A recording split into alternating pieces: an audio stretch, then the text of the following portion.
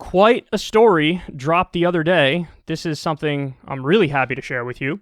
A new study finds a single dose of one drug can ease anxiety and depression for 5 years. You know what drug that is? Psilocybin. Magic mushrooms. So there's a study in 2016 where people who are, I think, terminally ill were given psilocybin, and they basically described a life-changing experience where they're no longer afraid of death and they're much happier. So there's, I guess they were running another study simultaneously. I don't know how that could have been part of the original study because those people probably would have died by now. But I guess they were running another study simultaneously to see how long the effects last. And it turns out that, some freakishly high, I think they said 71% to 100% of the people in the study report basically long-term reduction of anxiety and depression. That's amazing. That's way beyond anything that any drug that's approved today for anxiety and depression can do. Way above and beyond it.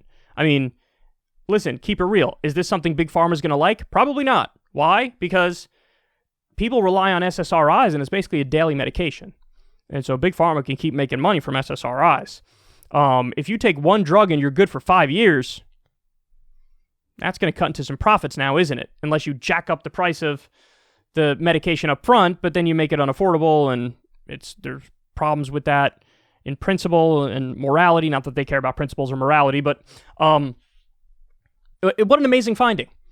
Basically, they explain that you experience something so profound that it doesn't fit into your current paradigm of the way the world works, and so you're sort of humbled, and you understand that you don't know anything, and it changes, it like resets your brain and changes your way of thinking about the world. And when you do that, it has phenomenal effects. It basically can fully change individuals from being one sort of a person to wiping the slate clean, hitting reset and refresh, and being a totally different person. One that doesn't have all these hang-ups and concerns and worries and problems and negative thought patterns. And so it's really out of this world, and to think it's grown from something that comes out of cow shit, that's crazy. It's where magic mushrooms come from. It's nuts. It's nuts. Now, it's funny because this story sort of highlights a blind spot of my own. I've always been terrified of hallucinogenics and psychedelics, and the reason is I feel like I'm borderline enough anyway. Even if I smoke certain kinds of weed, I can get paranoid, and those are just mildly psychoactive. This is massively psychoactive. So, and I get paranoid when I do it. So I'm afraid of a bad trip, and I'm sure plenty of people have bad trips. I'm sure some people are wired more for psychedelics and some people aren't, and I fear I'm one of those people who aren't. But it does highlight a blind spot in my perception, which is that I definitely underestimated just how profound the positive impacts can be on people who are having positive impacts from it. This is groundbreaking. And on this alone, there should be a reclassification, and there should be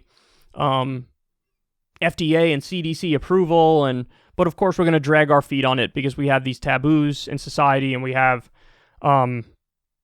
this incorrect prism and way of looking at it. And I don't know how long until that changes, but this should be, if the world made sense, this would be a big thing that leads to changes in those laws.